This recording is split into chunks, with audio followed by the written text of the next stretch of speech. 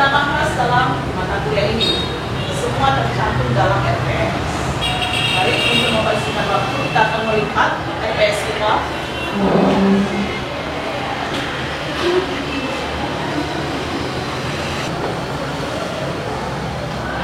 Untuk mata kuliah ini, ada pun capaian pembelajaran yang harus kita benahi.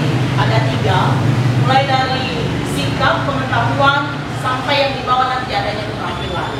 Yang pertama, kita lihat untuk sikap, bertakwa kepada Tuhan Yang Maha Esa dan mampu menunjukkan sikap dan religius. Yang selanjutnya ada capaian pembelajaran khusus untuk mata kuliah. Ada beberapa yang saya angkat di sini. Yang pertama, kita melihat bahwa setelah Anda mempelajari mata kuliah ini, harapkan Anda mampu untuk menjelaskan konsep, metodologi, dan analisis ekonomi. Kemudian yang kedua, mengembangkan pemahaman tentang konsep-konsep teori ekonomi mikro, juga teori permintaan penawaran dan aplikasinya. Nah, saya mau deskripsikan mata kuliah ini secara singkat. Mata kuliah teori ekonomi mikro merupakan mata kuliah wajib bagi mahasiswa S1 program studi manajemen Fakultas Ekonomi Universitas Nias. Juga mata kuliah ini mengkaji model ekonomi dasar teori konsumen, teori produksi, equilibrium Marshall. Kemudian setelah mengikuti perkuliahan ini, diharapkan mahasiswa mampu menganalisis perilaku konsumen dan produsen dalam menentukan harga dan output. Selanjutnya, ada beberapa materi pokok yang harus kita selesaikan dalam mata kuliah ini. Yang pertama, metodologi dan liputan analisis ekonomi. Kemudian yang kedua, teori permintaan, penawaran, dan aplikasinya. Yang ketiga, teori tingkah laku konsumen. Kemudian yang keempat, ada teori produksi dan teori produksi. Yang kelima, struktur pasar dan bentukan keseimbangan firma atau keseimbangan perusahaan. Baik, untuk buku yang kita gunakan, saya mengambil dari Sadono Sukirno tahun 2016 dengan judul Mikroekonomi Teori Pengantar edisi ketiga. Nah, untuk kalian saya bebaskan, terserah mau pakai buku yang mana.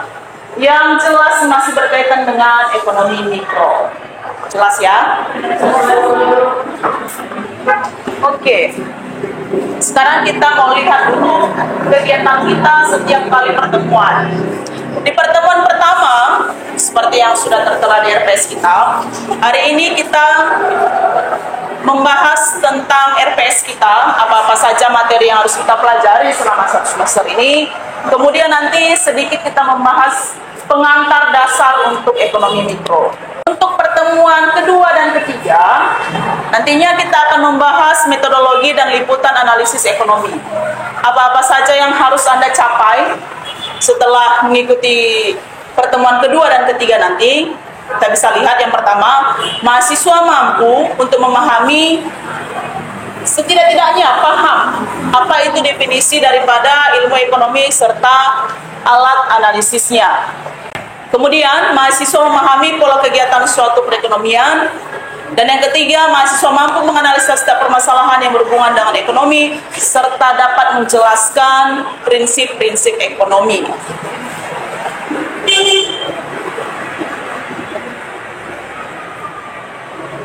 Untuk pertemuan keempat dan kelima, kita khusus membahas tentang teori permintaan penawaran serta aplikasinya dalam kehidupan sehari-hari.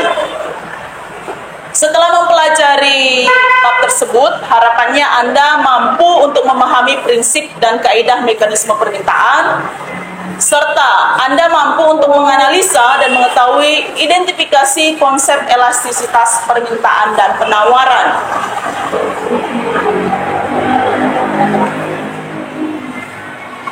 Nah, untuk pertemuan keempat dan kelima, saya menggunakan model pembelajaran problem based learning. Nanti Anda akan mendapatkan beberapa soal dan kita akan coba bicarakan secara bersama-sama. Untuk materi-materi apa yang dipelajari, kita bisa lihat nanti yang di sebelah kiri. Sudah dijelaskan di sana apa-apa saja. Baik, untuk pertemuan 8, seperti biasa kita akan mengadakan tes. Setelah pertemuan 1 sampai 7 kita bertemu untuk melaksanakan pembelajaran. Pertemuan ke-8 kita melaksanakan UTS, dan pertemuan terakhir kita akan melaksanakan kelas. Baik, mungkin demikian saja dulu untuk pemaparan MTS. Saya rasa sudah jelas materi apa saja yang akan kita pelajari sekali pertemuan. Harapan saya dengan penyampaian MTS ini, Anda bisa mempersiapkan diri di rumah untuk setiap materi yang akan kita pelajari sekali pertemuan. Hingga ketika Anda datang di kelas, tidak dalam keadaan kosong. Kalau pertemuan kedua Anda sudah tahu nih kita mau belajar apa, materinya apa, silakan Anda belajar di rumah sehingga ketika sampai di kelas kita lebih gampang untuk berdiskusi. Bisa paham ya? Oke. Sekarang kita bahas sedikit untuk kontrak perkuliahan di mata kuliah ini. Ada yang menjadi hak Anda dan ada yang menjadi tanggung jawab Anda. Demikian juga dengan kami, ada yang menjadi hak kami dan menjadi tanggung jawab kami. Yang pertama, pastinya Anda semua sudah mengontrak mata kuliahnya. Sudah ya, di KRS sudah tertera ada mata kuliah pengantar ekonomi hukum. Dan Anda berhak untuk mendapatkan nilai. Baik itu nilai tugas, baik itu nilai praktikum, baik itu nilai UTS dan juga nilai UAS. Yang kemudian, nah, ketika satu dan lain hal yang menyebabkan kita tidak bisa bertemu seperti ini sesuai dengan jadwal, Anda berhak untuk mendapatkan kuliah pengganti.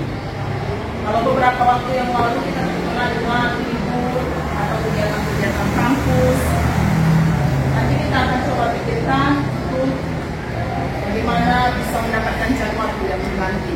Masalah keolahragaan, kita perlu sepakat dan sesuai dengan peraturan yang disusun oleh pimpinan kita di UNAS, keterlambatan maksimal berapa menit? 10 menit ya, kita sepakat. Setelah 10 menit dari 7.30 maka saya harap Anda tidak perlu lagi masuk ke dalam kelas.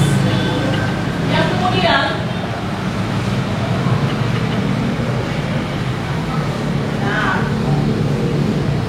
Anda juga berhak untuk konfirmasi kelahiran daripada dosen Anda, baik sebelum masuk atau sehari sebelum kita masuk.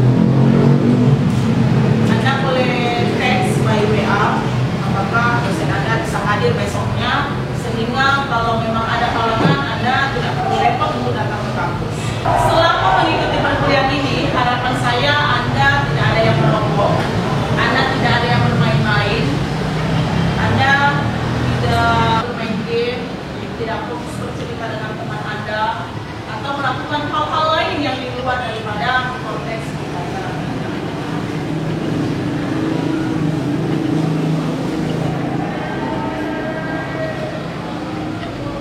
Nah, kembali ke masalah kehadiran, sesuai dengan aturan yang sudah dibuat juga, mahasiswa wajib hadir minimal 75% dari total jumlah pertemuan. Artinya kalau kita ada 16 kali pertemuan, maka Anda wajib hadir 12 kali pertemuan. Anda hanya diperkenankan untuk tidak hadir selama 8 kali. Nah, yang kemudian selama perkuliahan ini berlangsung, harapannya kita sama-sama menjaga apa yang menjadi salah satu persyaratan kita. Jangan ada yang besar, jangan ada yang korea, remote fokus kalau sudah selesai dipakai langsung dipulangkan. Jangan berusaha untuk merusak fasilitas kampus. Mari kita sama-sama menjaga kontrak perkuliahan kita. Setelah ini nanti akan saya pilih, kalau kita memang sudah setuju, kita akan sama-sama tanda tangan. Nanti satu orang perwakilan dari Anda untuk tanda tangan kontrak perkuliahan. Artinya apa? Jika kita sudah sama-sama tanda tangan, maka sama-sama nanti kita melaksanakan apa yang sudah kita lihat dalam kontrak. Gitu ya.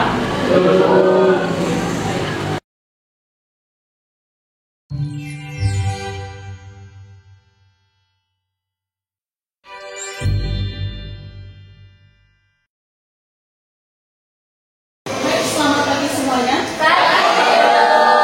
Hari ini kita pertemuan keempat. Kalau sesuai dengan RPS kita, hari ini materi kita adalah tentang penawaran serta aplikasinya. Nah, berbicara tentang permintaan dan penawaran, pernahkah Anda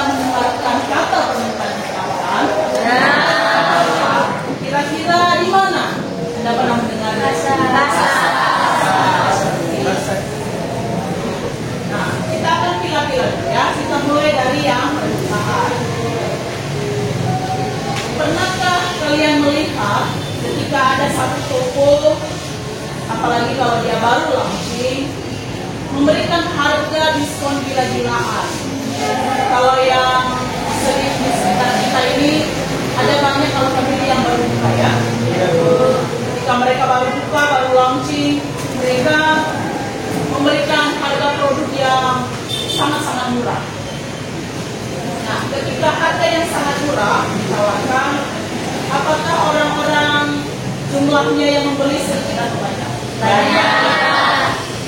Bahkan mungkin tadinya orang itu tidak butuh barang A mungkin, tapi karena harganya yang miring, Anda jadinya berbondong-bondong karena membeli. Gitu ya. Atau pernahkah Anda sebenarnya tidak niat untuk membeli barang itu, tapi karena harganya murah, sehingga Anda mau tidak mau mengeluarkan uang. Pernah? Ya, kira-kira. Laju. Nah, kita kembali ke pokok permasalahan kita. Permintaan dan penawaran muncul karena adanya kebutuhan. Untuk hari ini kita akan lihat definisi permintaan, faktor-faktor yang mempengaruhi permintaan, kurva permintaan, fungsi kurva permintaan, dan pergeseran kurva permintaan. Sebelum kita masuk ke definisi permintaan, adakah dari Anda yang bisa menjelaskan atau menyampaikan pendapatnya tentang definisi permintaan? Saya berikan kesempatan. Silakan. Saya Bu. Baik, menurut saya permintaan merupakan di mana ketika harga barang itu turun, maka jumlah permintaan daripada konsumen itu akan semakin meningkat. Begitu juga sebaliknya dengan penawaran. Apabila harga barang suatu semakin sedikit jumlah barang yang ditawarkan, maka harga akan semakin naik. Terima kasih. Itu menurut teman kalian Yati. Adakah yang lain? Boleh menjelaskan khusus untuk pengertiannya saja, pengertian dari permintaan. Silakan. Baik, menurut saya permintaan adalah sejumlah barang yang diminta dan juga harga yang ada pada waktu tertentu. Nah, sesuai dengan yang disampaikan teman Anda, katanya permintaan adalah sejumlah barang yang dibutuhkan sesuai dengan tingkat harga pada satu kondisi atau satu waktu. Itu sudah tepat ya. Kalau kita lihat di slide kita, permintaan adalah kesanggupan pembeli untuk membeli berbagai jumlah produk pada berbagai tingkat harga dalam waktu tertentu. Apa maksudnya tingkat harga itu? Tingkat harga berarti ada perbedaan seperti itu ya. Mungkin Anda belanja saat ini di pasar beringin, Anda tanya harga cabai 1 kilo 20.000. Kemudian Anda pergi ke pasar pagi, Anda tanya harga cabai sekitar 18.000 kalau saya tidak salah. Anda kemana lagi? Anda kembali ke desa Anda, Nias Utara, yang mana untuk mengangkut cabai perlu transportasi. Maka harga cabai di Nias Utara mungkin bisa sampai 23.000 atau 25.000. Nah, itu namanya tingkatan harga yang berlaku pada saat ini ya. Pernah satu ketika harga cabai tembus ke harga 90.000. Apakah orang-orang betah membelinya? Karena cabai adalah kebutuhan pokok. Ya, walaupun jumlahnya akan berbeda. Setelah ini kita akan bahas nanti bagaimana yang dimaksud dengan hukum permintaan dan penawaran, seperti yang sudah dijelaskan oleh teman Anda sendiri. Nah, seperti itu. Yang kemudian,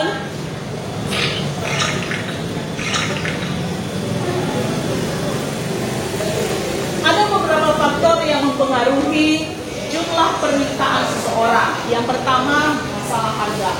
Seperti yang sudah saya sampaikan terlebih dahulu tadi, bahwa harga menentukan seberapa banyak kita membeli barang tersebut. Mungkin pada saat harga cabai 90.000 1 kilo, kita hanya cukup membeli 1 ons saja. Kita coba bertahan 1 ons itu kalau tidak 3 hari, 1 minggu mungkin ya. Jadi kita makan cabainya sedikit-sedikit. Nah kalau sekarang ketika harga cabai murah, beberapa waktu yang lalu saya baru beli cabai, harganya 18.000 1 kilo.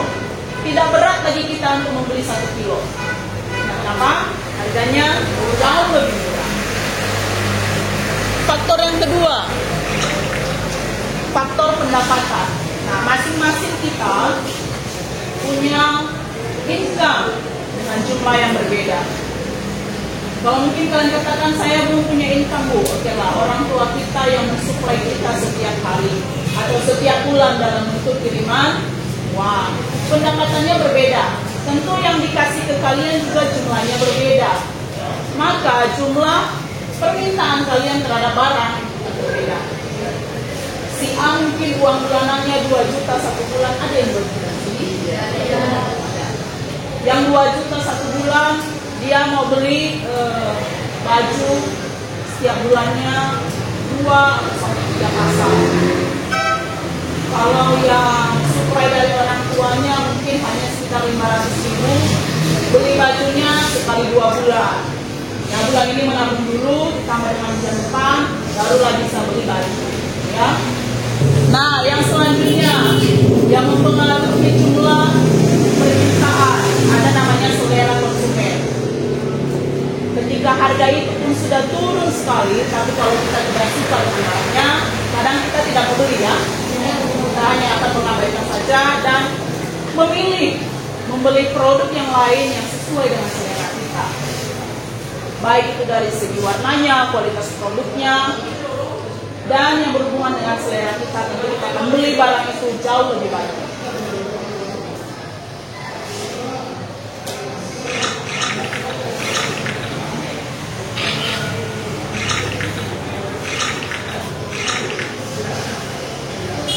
Nah, baik. Dari beberapa yang sudah kita ceritakan di awal, saat ini kita mau melihat apa sih itu yang dinamakan hukum permintaan. Seperti yang sudah tertera di slide, kita melihat hukum permintaan menyatakan bahwa bila harga suatu barang naik, maka jumlah atau kuantitas produk yang dibutuhkan konsumen cenderung turun. Dan berlaku sebaliknya, ketika harga turun, ketika diskon gila-gilaan dikasih, maka permintaan kalian bagaimana? Meningkat. Ya, sudah banyak contoh tadi yang kita jelaskan. Ketika harga sekian, maka kita tertarik membeli. Ketika harga sekian, maka kita beli dalam jumlah yang sedikit. Kita mau lihat dulu penerapan dari hukum permintaan dalam kurva permintaan. Di atas, di slide kita, ada tabel yang menyatakan antara harga dan jumlah output yang diminta. Ketika harga suatu produk berada di angka 6.000, maka permintaan 4 produk. Ketika harga di 4.000, maka permintaan yang diminta atau jumlah barang yang diminta 6 produk. Ketika harga di 2.000, jumlah produk yang diminta ya 8, semakin naik. Dan yang paling terakhir, ketika harga Rp1.000, maka kita berbondong-bondong lah sampai ke 10 produk. Nah, kita coba buat kurva permintaan dari tabel di atas. Bisa dilihat ya.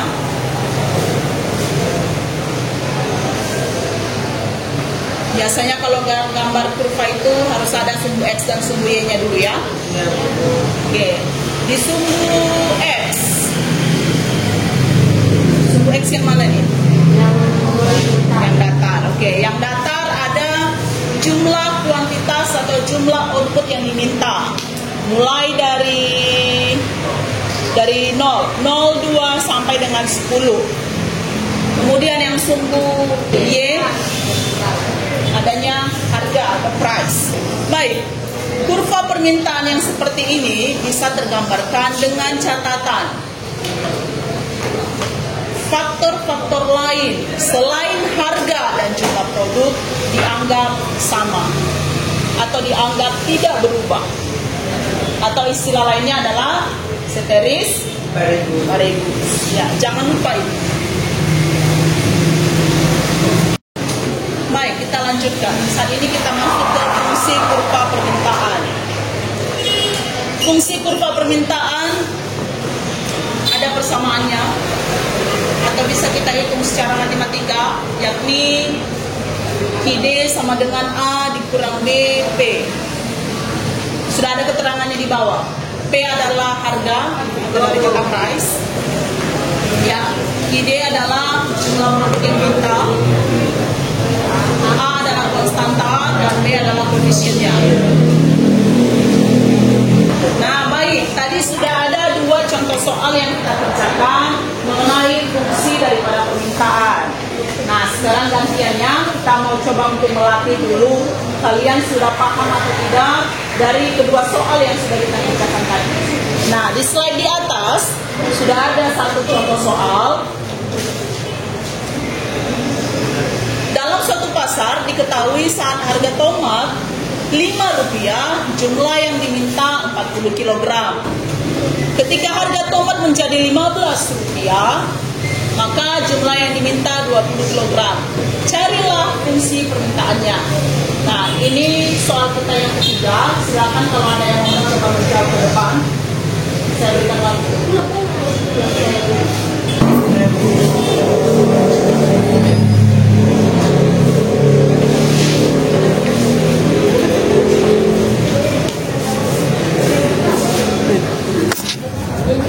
Kau ngomong sih enggak?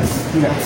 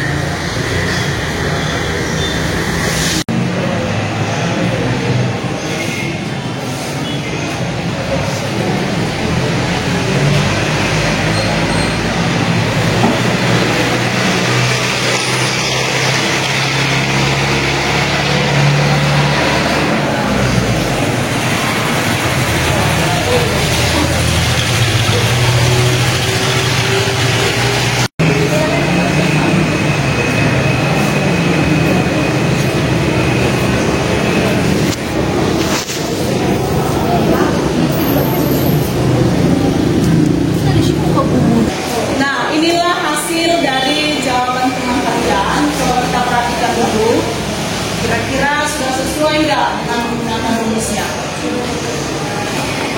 Sudah, perhitungannya sudah pas? Sudah sesuai dengan perhitungan kalian di belakang?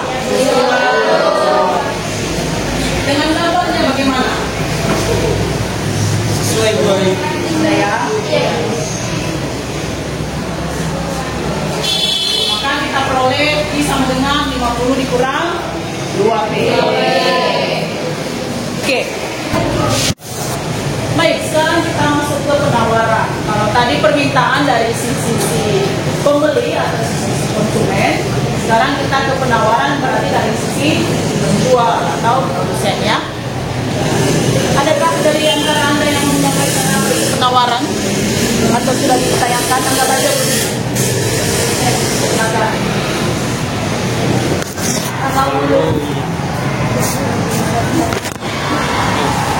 Kalau menurut saya, penawaran itu adalah jumlah barang yang ditawarkan penjual pada tingkat harga tertentu dan pada periode tertentu dan juga pada pasar atau tempat terjadinya penjualan. Nah, baik. Apa ini jumlah harga yang ditawarkan oleh penjual atau oleh produsen dengan yang sudah disampaikan teman Anda, sudah tepat ya. saya penawaran itu sejumlah barang yang ditawarkan dalam tingkat harga dan waktu tertentu. Baik, ada beberapa faktor yang mempengaruhi penawaran. Kalau kita lihat di slide, adanya harga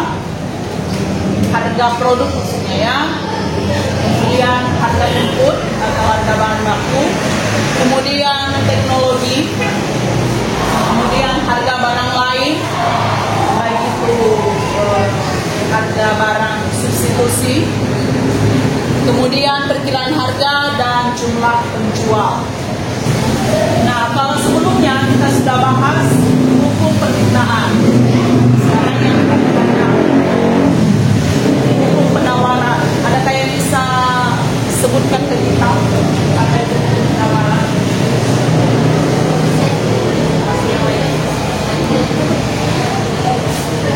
Ayo, yang lain.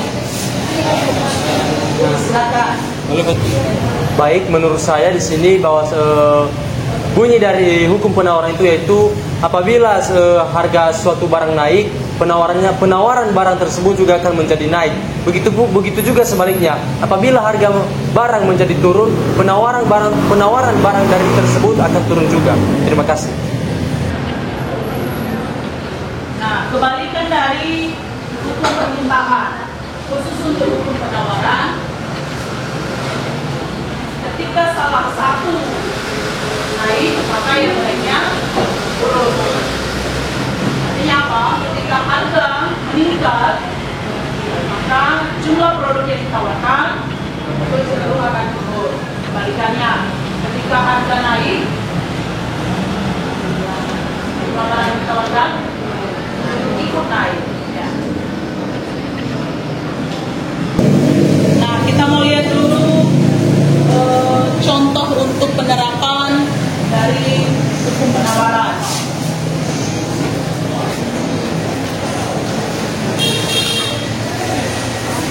Di slide kita ada tabel penawaran durian di Pasar Senen. Ketika harga durian 1.000, maka jumlah durian yang ditawarkan hanya sekitar 10 unit atau 10 buah. Sampai ke harga Rp4.000, maka yang ditawarkan juga semakin banyak, yakni 40 buah. Nah, sesuai dari tabel yang sebelumnya, kita coba lihat untuk kurva penawaran durian. Ya, seperti ini gambarnya. Sama seperti yang tadi, untuk sumbu X-nya ada unitnya atau jumlah produknya. Untuk sumbu yang tegaknya, sumbu Y ada price atau harga. Ketika ditarik garis lurus, dapatlah kurva penawaran. Nah, kita sudah mengerjakan ada sekitar 3 soal untuk penawarannya. Sekarang saya juga coba untuk melatih kalian. Baik untuk tugas, ada beberapa soal setelah ini kita akan lihat. Saya mau Anda coba kerjakan di rumah. Kerjakan sendiri-sendiri, kemudian minggu depan kita akan coba bahas dan Anda akan kumpulkan ke saya.